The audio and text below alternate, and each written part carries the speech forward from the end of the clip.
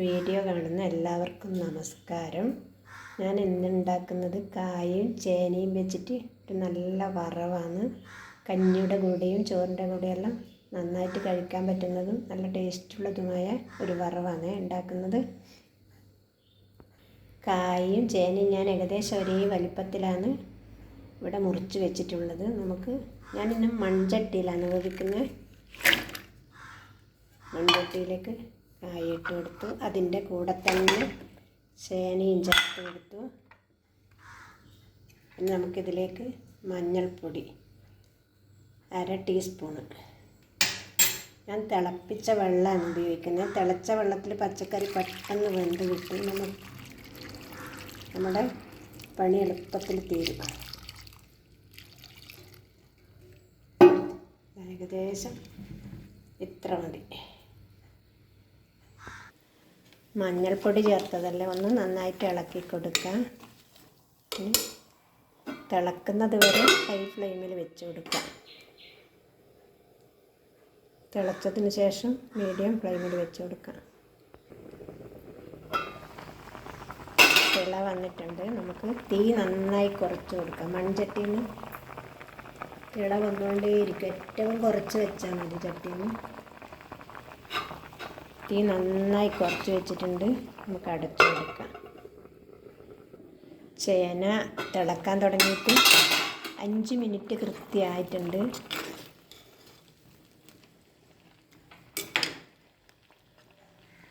മുക്കാൽ വേവായിട്ടുണ്ട്. ഈ സമയത്ത് നമുക്ക് ഉപ്പ്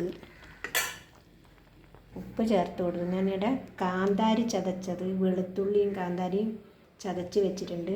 കറിവേപ്പില നന്നായി കഴുകി എടുത്ത് വെച്ചിട്ടുണ്ട്. ചതച്ച് വെച്ച് ഇത് എല്ലാം കൂടി അങ്ങ് ചേർത്ത് കൊടുക്കുന്നുണ്ട്. എന്നിട്ടൊന്ന്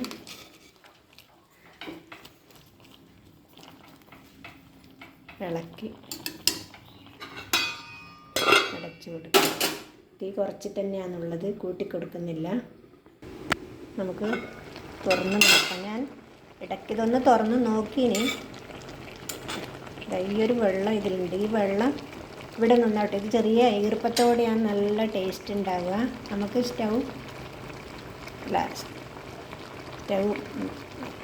ഹൈ ഫ്ലെയിമിൽ ഞാൻ വെച്ച് കൊടുക്കുന്നുണ്ട്. ഇനി ഇതിൽ കുറച്ച് തേങ്ങ ചേർത്ത് കൊടുക്കുന്നുണ്ട്. ഇത് തുറക്കുമ്പം തന്നെ ഉണ്ടല്ലോ, ഈ കാന്താരിൻ്റെയും വെളുത്തുള്ളിൻ്റെ എല്ലാം മണം അടിക്കുമ്പോൾ നല്ല അവിയൽ വെക്കുന്നുണ്ടോ എന്നെല്ലാം ചോദിക്കുന്നുണ്ട് ആൾക്കാർ.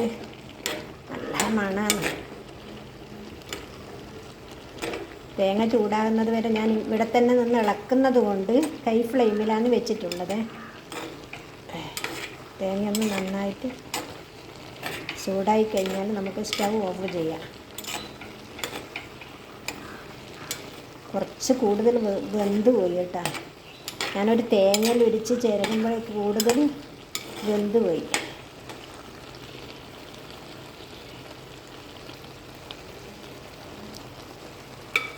തിള വന്നിട്ടുണ്ട്. നമുക്ക് സ്റ്റൗ ഓഫ് ചെയ്യാം.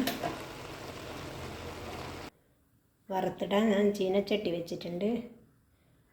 കുറച്ച് വെളിച്ചെണ്ണ ഒഴിച്ച് കൊടുക്കാം. വെളിച്ചെണ്ണ ചൂടാകുമ്പോൾ എന്താ ജീരകമാണ്. 10-12 മണി ജീരകം ഇട്ട് കൊടുത്തിട്ടുണ്ട്. ജീരകം ഒന്ന് പൊട്ടി വരുമ്പോൾ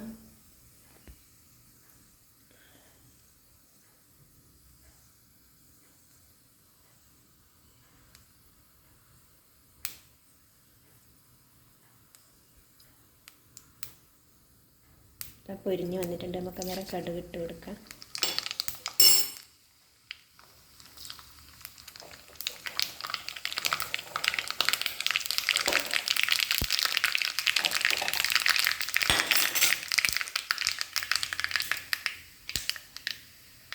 കടുക് വെട്ടുമ്പോൾ ചെറിയ ഉള്ളി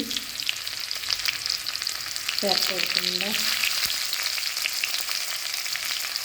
വെളുത്തുള്ളി ചതച്ചിട്ടത് കൊണ്ട് ഞാനിപ്പം വെളുത്തുള്ളി ഒറ്റ ചേർത്തിട്ടില്ല.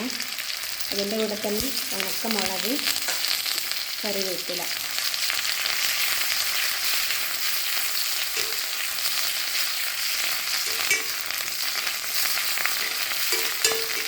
നല്ല ടേസ്റ്റാണ്. വെറുതെ വാരി കൂട്ടാൻ തന്നെ നല്ലതാണ്. അപ്പം ഇങ്ങനെ ഇങ്ങനെ വറ്റിച്ചെടുക്കാൻ പാടില്ല. ചെറിയൊരു ഈർപ്പത്തോടെയാണ് ഈ ചേനയും കായും വെച്ചാൽ നല്ല ടേസ്റ്റ് ഉണ്ടാവുക.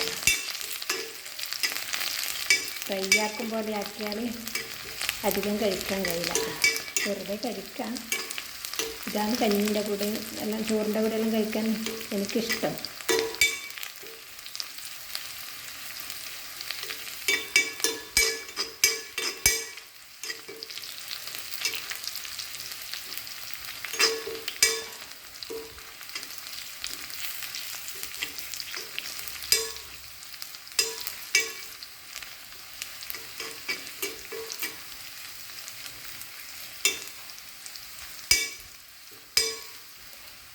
ഉള്ളിയെല്ലാം ചുവന്ന് വന്നിട്ടുണ്ട്. ഞാനിത് ഗ്യാസ് ഓഫ് ചെയ്തിട്ട് കോരി അതിലേക്ക് ചേർത്ത് കൊടുക്കുകയാണ്.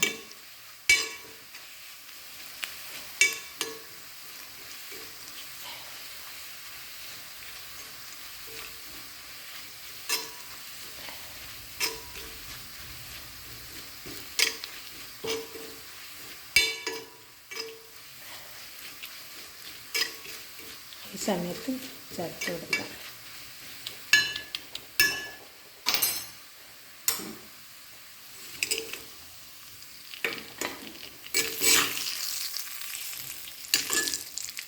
നമ്മുടെ ആവി പറക്കുന്ന കായ ചേന വറവ് ഞാൻ പാത്രത്തിലേക്ക് മാറ്റിയിട്ടുണ്ട്. നല്ല ടേസ്റ്റാണ് കേട്ടോ. ചെറിയൊരു ഈർപ്പത്തോടെ ഇങ്ങനെയല്ല ഉണ്ടാക്കുന്നതെങ്കിൽ ഈ രീതിയിലൊന്ന് ഉണ്ടാക്കി നോക്കണേ.